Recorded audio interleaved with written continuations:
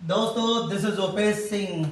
आज संडे है, मैं अभी मॉरिशस में हूं और आपको संडे का मोटिवेशन दे रहा हूं और कुछ बिजनेस टिप्स भी दे रहा हूं। जो लोग इंपोर्ट एक्सपोर्ट जैसे बिजनेस में हैं, वो आपने देखा होगा इंपोर्ट एक्सपोर्ट जैसे बिजनेस में 90% लोग फेल हो जाते हैं क्योंकि उनकी स्ट्रेटेजी और प्लानिंग सही नहीं होती है।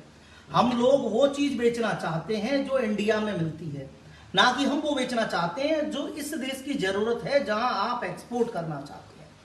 अगर आपको सुपर सक्सेसफुल होना है, अगर आपको आगे बढ़ना है, तो स्ट्रेटेजी और प्लानिंग का एक राइट कॉम्बिनेशन खड़ा करना होगा, तब जाकर आप नए लेवल पे अपने बिजनेस को लेके जा सकते हैं। दोस्तों, जैसे मैं कुछ प्रोडक्ट का एग्जांपल देना चाहता हूं। एक सिंपल प्रोडक्ट बताऊंगा, अगरबत्ती, इंसेंस स्टिक्स। देखो, ये एक ऐसा प्रोडक्ट है जो इंडिया में हर स्टेट में मिल जाता है। इजीली मैन्युफैक्चरर हो सकता है, प्लांट मशीनरी वो छोटी आती है। लेकिन अगर हम इसके एक्सपोर्ट की बात करते हैं तो 90% इंडियन एक्सपोर्टर्स क्यों फेल होते हैं इसमें, जबकि ये प्रॉफिटेबल प्रोडक्ट है। बहुत सारी कंट्रीज इसको बड़े लेवल से इंपोर्ट कर रही हैं, जैसे कि अफ्रीका में एक कंट्री पड़ती है इथियोपिया, बहुत बड़े लेवल से इंपोर्ट कर रही है। अगर मैं किसी भी कंट्री की बात करूं, बेनिन, टोगो, घाना, आइवरी कोस्ट, सेनेगल, हर कंट्री में इंडिया से इंसेंस स्टिक्स इंपोर्ट हो रही है। दोस्तों, इंपोर्ट हो रही है, बड़े लेवल से आ रही हैं।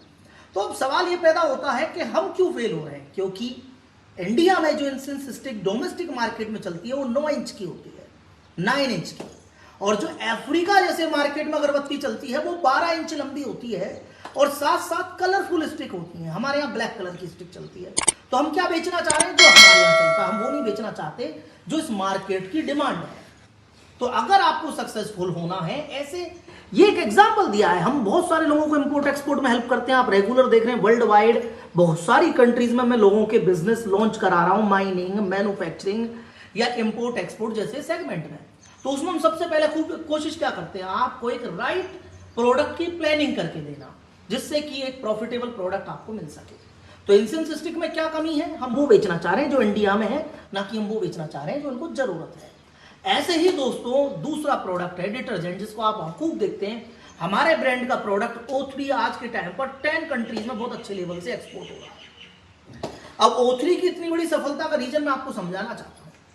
पहली बात तो क्या है दोस्तों, अगर हम बात करते हैं इंडिया के डिटर्जेंट सेगमेंट की, तो इंडिया में हैवी वेटेड डिटर्जेंट बनता है और अफ्रीका में जो डिटर्जेंट आता है वो लाइट वेटेड डिटर्जेंट आता है। तो यानी 99% जो इंडिया के यूनिट हैं वो इस तरह का मैन्युफैक्चरिंग, इस तरह का डिटर्जेंट बनाने के काबिल नहीं है। अब हमें डिटर्जेंट तो बेचना है, हम मार्केट भी सर्च करना चाहते हैं, लेकिन हमारा प्रोडक्ट उस क्वालिटी स्टैंडर्ड का नहीं है जो यहाँ पर चाहिए। आज हम इंडिया में, हमारा ही एक कंपनी है जो इस तरह के कुछ प्रोडक्ट बनाती है और कोशिश करती है कि हाँ, हम उस कंपटीशन में अपने प्रोडक्ट को लेके जा पाए।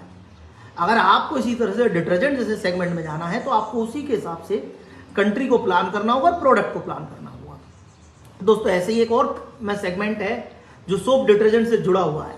अब बहुत सारे लोग सोप मैन्युफैक्चरिंग करते हैं। अगर आप ऑर्गेनिक सोप में हैं या किसी और तरह के सोप में हैं, तो आपको अपर मिडिल क्लास इनकम वाला मार्केट चूज करना होगा, जैसे आइवरी कोस्ट, सेनेगल, कैमरून जैसी कंट्रीज जहां लोगों के पास पैसा है, नाइजीरिया, साउथ अफ्रीका, ओके। लेकिन अगर आप ऐसे सोप बनाते हैं जो मल्टीपर्पज यूज में आता है, यानी कि बाथिंग और वॉशिंग दोनों में काम आ रहा है, तो उसके लिए कैसा मार्केट चूज करना होगा, बेनिन, टोगो या बुर्किना फासो, माली जैसी कंट्रीज, या सेंट्रल अफ्रीका, चाड जैसी कंट्रीज जो लोअर मिडिल क्लास इनकम वाली कंट्रीज हैं। तो आपको प्लानिंग स्ट्रेटेजिकल करनी होगी अगर आपको सुपर सक्सेसफुल होना है। अगर आपको वास्तव में कुछ करके दिखाना है तो राइट वे में काम करिए, वरना 90% एक्सपोर्टर फेल होते हैं। आप भी उसी लेवल में आ जाएंगे, चाहे आप एक मैन्युफैक्चरर हैं, चाहे आप एक मर्चेंट एक्सपोर्टर हैं, चाहे आप अपना ब्रांड खड़ा करना चाहते हैं, लेकिन प्लानिंग के साथ कीजिए। I am always with you guys. See you soon.